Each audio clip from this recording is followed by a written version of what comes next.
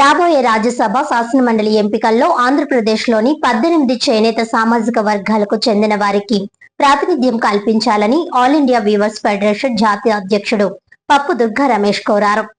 రాబోయే రాజ్యసభ శాసనమండలి ఎంపికల్లో చేనేత సామాజిక వర్గాలకు న్యాయం చేయాలని ఆల్ ఇండియా వీవర్స్ ఫెడరేషన్ విజ్ఞప్తి చేసింది.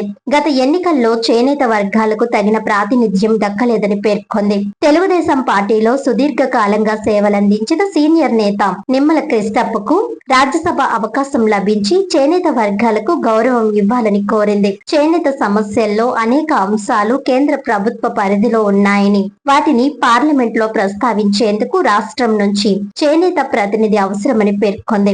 చేనేత రంగానికి బడ్జెట్ కేటాయింపులు తగ్గడం, జీఎస్టీ భారం, నేషనల్ హ్యాండ్లూమ్ బోర్డు రద్దు, హ్యాండ్ యార్న్ ప్యాకింగ్ నోటిఫికేషన్ అమలు లేకపోవడం వంటి సమస్యలను ప్రస్తావించింది. ఈ నేపథ్యంలో ప్రస్తుత రాజ్యసభ ఎంపికల్లో చేనేత సామాజిక వర్గానికి అవకాశం కల్పించాలని ఫెడరేషన్ నాయకులు ప్రభుత్వాన్ని కోరారు. ఈ కార్యక్రమంలో కర్ణభక్త సంక్షేమ సంఘం రాష్ట్ర కోశాధికారి గుడిమెట్ల వీర్రాజు, దేవాంగ సంక్షేమ సంఘం రాష్ట్ర ఉపాధ్యక్షురాలు లక్కిన విజయలక్ష్మి, పద్మశాలి సంక్షేమ సంఘం కార్యదర్శులు పలివెల లక్ష్మీరాజ్, జగ్గారపు గణేష్ స్వామి, తెడ్లకు వెంకటేష్ తదితరులు పాల్గొన్నారు.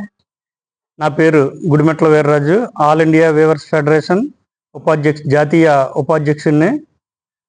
ఈరోజు ముఖ్యంగా ఈ ప్రెస్ కాన్ఫరెన్స్ చేయడానికి కారణం, మన రాష్ట్రంలో రాజ్యసభ సీట్ల ఎంపిక జరుగుతుంది.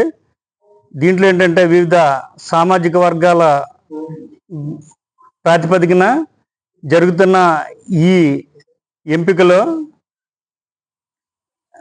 నిమ్మల కృష్ణప్ప గారికి రాజ్యసభ సీటు ఇవ్వాల్సిందిగా మన కూటమి ప్రభుత్వానికి విజ్ఞప్తి చేస్తున్నాం.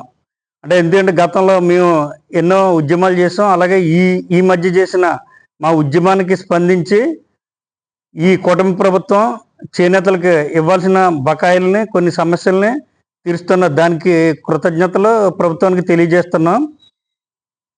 ఏదైతే ప్రభుత్వం ఈ చేనేతల పట్ల సానుకూలతగా వ్యవహరిస్తున్న కారణంగా ఇప్పుడు ఇది కూడా ఈ వివిధ సామాజిక వర్గాల రేషియోలో చేనేతలకు ఈ యొక్క రాజ్యసభ సీటు ఇవ్వాల్సిందిగా గౌరవ ముఖ్యమంత్రి గారిని హృదయపూర్వకంగా అభ్యర్థిస్తున్నాం.